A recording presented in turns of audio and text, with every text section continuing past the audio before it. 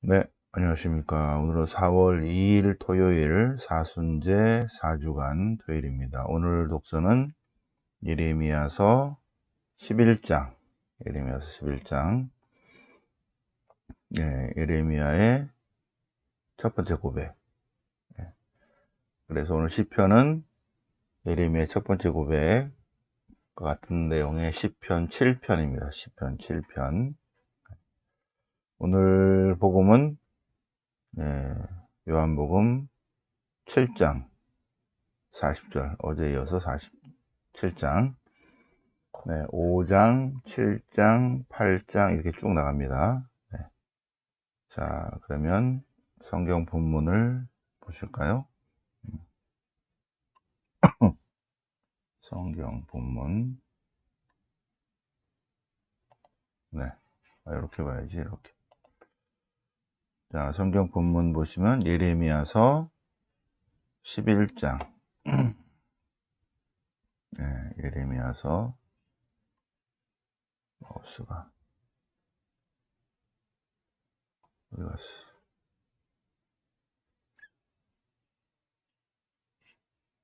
이렇게 봐야지.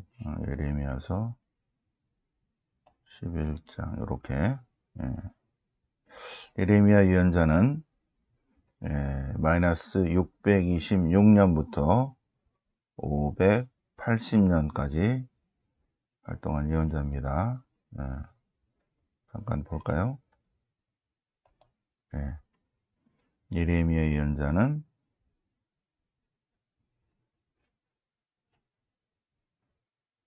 여기죠? 이렇게 예레미야 예언자 6. 자, 예레미야 예언자는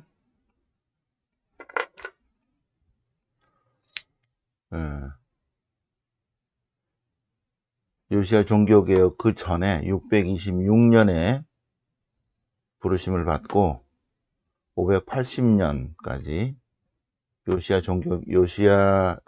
시대에 부르심을 받아서 멸망까지 다 본 예언자입니다. 그래서 주로 예루살렘에서 예언한 예언자입니다. 예레미야. 자, 그 역사를 잠깐 본다면, 자, 다윗 시대에 다윗이 이제 왕이 되기 전에 사무엘기 상권 21장을 보면 다윗이 사울에 쫓길 때 다윗이 골량미가 떨어졌을 때 노베사제 아히멜렉에 가서 먹을 것과 무기를 좀 있으면 달라고 합니다. 사무엘기 상권 21장. 그래서 노베사제 아히멜렉이 사제들만 먹는 빵을 주고 무기도 주고, 그런데 그것이 이제 사울에게 알려져 가지고 사무엘기 상권 22장에 가서 다 죽습니다. 그 친척들이. 근데 그 아들이 한 명 살아남죠. 그 사람이 에브야타르인데 나중에 다윗이 왕이 될 때 대사제를 합니다. 대사제. 그런데 여기 970년 솔로몬 때 아도니아가 왕권을 잡으려고 했는데 그때 아도니아 쪽에 줄을 쓴 사람이 에브야타르예요. 근데 결국 솔로몬이 왕이 됐잖아요, 그죠? 그래서 에브야타르도 죽이고 요압도 죽이고 다 죽였는데 솔로몬이 대사제도 바꾸려고 보니까 아버지의 은인이니까 아버지의 은인 그쪽 가족이 그래서 970년에 솔로몬이 에브야타르를 아나토스로 유배를 보냅니다.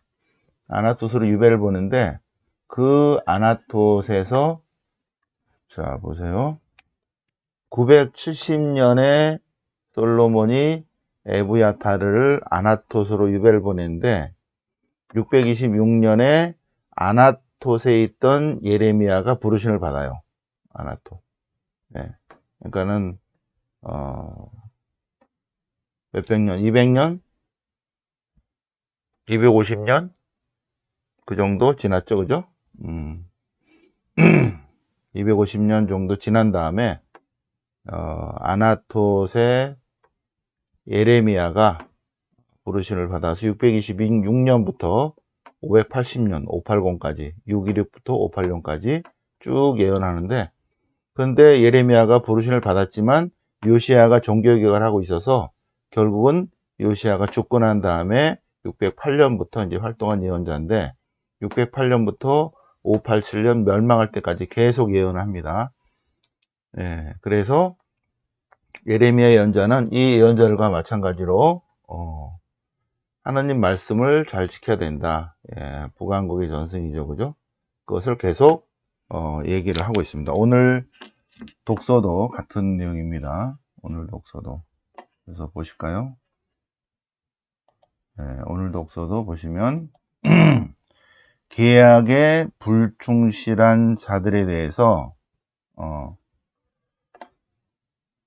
주님께서 예레미야를 통해서 내리신 말씀이 내 계약을 잘 지켜라 하는 내용을 보내고 있습니다. 계약을 듣지 않는 자는 저주를 받을 것이다. 이 계약의 말씀을 듣지 않는 자는 저주를 받을 것이다. 이 계약은 출애굽 때 내린 명령이다. 그래서 이 계약을 잘 지키면 그러면 이스라엘은 주님의 백성이 되고 주님은 이스라엘의 하나님이 될 것이다. 이 계약의 말씀을 듣고 실천해야 된다. 계속 얘기합니다. 그런데 그 얘기를 전하는데 예레미야의 첫 번째 고백, 예레미야가 저는 주님 말씀을 그렇게 잘 전했는데 백성들이 듣지 않아요. 그래서 그들이 자꾸 음모를 꾸미고 저는 도살장으로 끌려가는 순한 양같이 되어버렸고, 저놈들은 저를 없애려고 음모를 꾸미고 있고 그렇습니다. 저 나무를 열매째 베어버리자. 그를 이 땅에서 없애버리자. 아무도 그 이름을 기억하기 못하게 하자. 그렇게 하고 있습니다. 그러나 주님께서는 손보신다고 합니다. 손보신다. 그래서 제 고향 사람들도 살아남지 않다고 아나톳이 나오죠. 그죠? 여기에 아나톳. 어디 갔어? 여기 아나톳 나오죠. 그죠? 조금 전에 말씀드렸죠? 아나톳. 970년경에 열왕기 상권 2장 26절에 에브야타르가 아나톳으로 유배당한 얘기가 나오고, 그런데 예레미야서 1장 1절에 아나톳에서 부르심을 받는 그런 내용이 나옵니다. 예레미야서를 잠깐 봤습니다. 시편 7편을 보면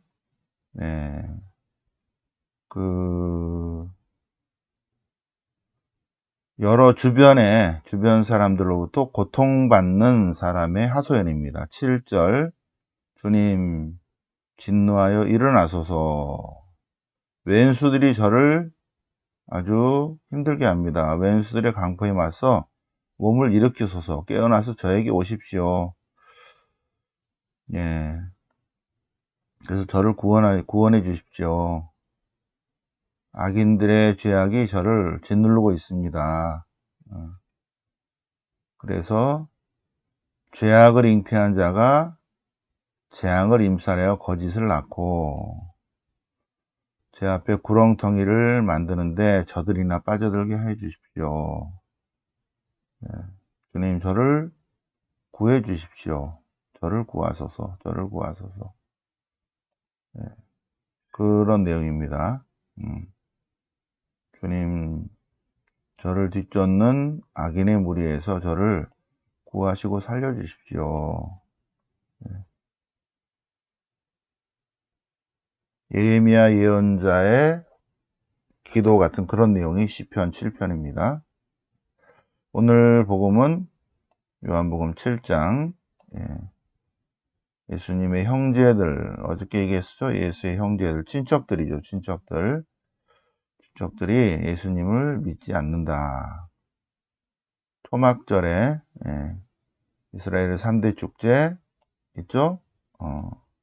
과월절, 오순절, 초막절입니다. 과월절은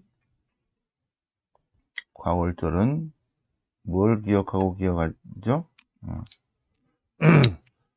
과월절은 파스카는 출애굽 사건을 기억하고 기념하는 축제고, 주간절 오순절은 시나이산의 계약을 기억하고 기념하는 축제입니다. 여기서부터 여기까지 50일이니까 여기서 오순절입니다.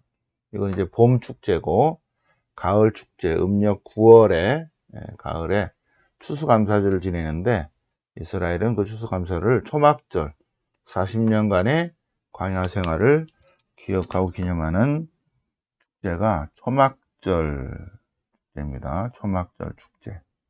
그래서 초막절에 예수님께서 예루살렘에 올라가십니다. 그런데 사람들이 저분은 어떻게 공부도 안 했는데 어떻게 저렇게 훌륭하시지?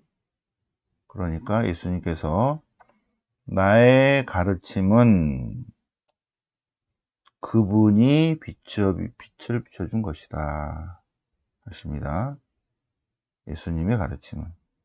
이제 사람들이 이제 논란이 저분이 그리스도가 아닐까 혹시? 근데 그리스도는 어디서 오는지 모를 텐데 우리는 저 사람이 갈릴레아 사람인지 알잖아.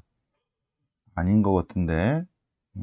28절 예수님께서 성전에서 가르치십니다. 너희는 나를 알고 내가 어디에서 왔는지 안다. 갈릴레아에서 온 것인지를 안다. 그러나 나는 나 스스로 온 것이 아니라 나를 보내신 분의 뜻을 전하기 위해서 왔다. 그런데 너희들은 그분을 모른다. 나는 그분에게서 왔고 그분이 나를 보내셨기 때문에 내가 이렇게 활동하는 것이다. 예. 그래서 이제 초막절에 수석사제들과 바리사이들이 예수님을 잡아오라고 성전 경비병들을 보냈죠. 성전 경찰입니다. 그런데 그러면서 근데 예수님께서 목마른 사람은 다 나에게로 오라. 영적 갈증이 있는 사람은 모두 다 나에게로 오라. 그래서 그 갈증이라는 것이 영적 갈증이고 물이라는 것은 성령에 관한 얘기라고 이제 설명이 붙어 있습니다. 자, 예수님에 관해서 여러 가지 얘기가 있죠. 그분은 예언자시다. 그분은 메시아이시다. 근데 메시아가 갈릴레에서 올 리가 없지 않은가? 메시아는 베들레헴에서 난다고 하지 않았는가? 그래서 예수님 때문에 논란이 일어났죠. 그런데 지도자들은 예수님을 믿지 않습니다. 수석사제들과 바리사이들은 예수님을 믿지 않죠. 성전 경찰에게 왜 안 붙잡았냐? 그러니까 그 경찰들이 저희가 그분을 만나봤는데 그분 말씀으로 인해서 저희가 변화되었습니다. 잡아올 수가 없었습니다.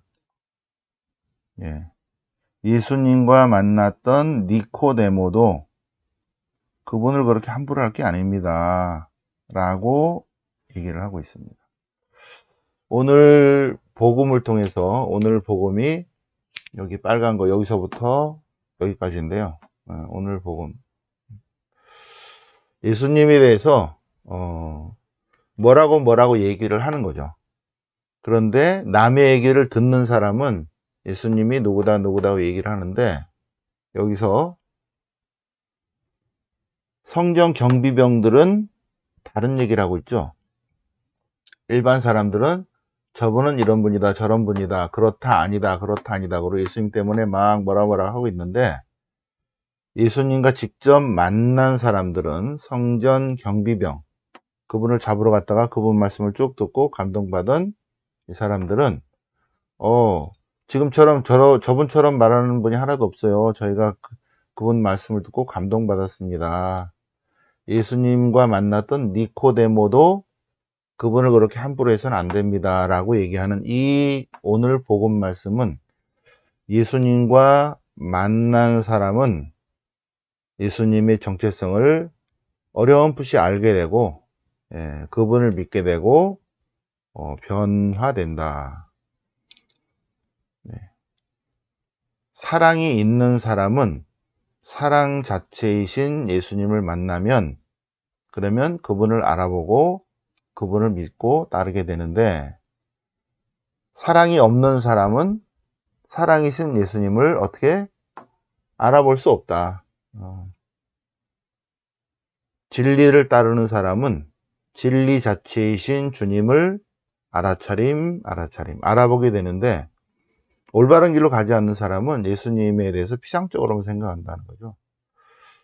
여기서 바리사이들과 율사들은 예수님을 믿지 않는 거고, 여기서 예수님과 만났던 성전 경비병과 니코데모는 예수님을 믿게 되었다. 어떻게 해서 믿게 되었다? 예수님과 만났다는 것입니다. 예수님과 만나면 그분을 알게 되고, 예수님을 바르게 알면 그분을 사랑하게 되고, 예수님을 사랑하는 사람은 예수님을 믿게 되고, 그죠? 여기는 믿음이 없죠? 이 사람들은 믿는 사람입니다. 예수님을 믿으면 그분 말씀을 따르는 거죠. 예. 그리고 또 자기 삶을 다 바꿔서 그분의 삶으로 살게 됩니다. 예. 그래서 예수님을 만나면 예수님을 바르게 알게 되고, 예수님을 바르게 알면 그분을 사랑하게 되고, 그분을 사랑하면 그분을 믿게 되고, 그분을 믿으면 그분을 따르게 되고, 그분을 따르는 사람은 그분과 하나 되는 삶을 산다. 근데 믿지 않는 사람은 이렇다. 믿지 않는 거죠. 예. 피상적으로 소문만 듣는 사람은 예수님에 대해서 뭐라고 하고, 그렇죠. 근데 본문을 읽는 사람은 예수님의 정체성을 알아차리게 될 것입니다. 영광이 성부와 성자와 성령께 처음과 같이 이제 항상 영원히 아멘. 성부와 성자와 성령의 이름으로 아멘.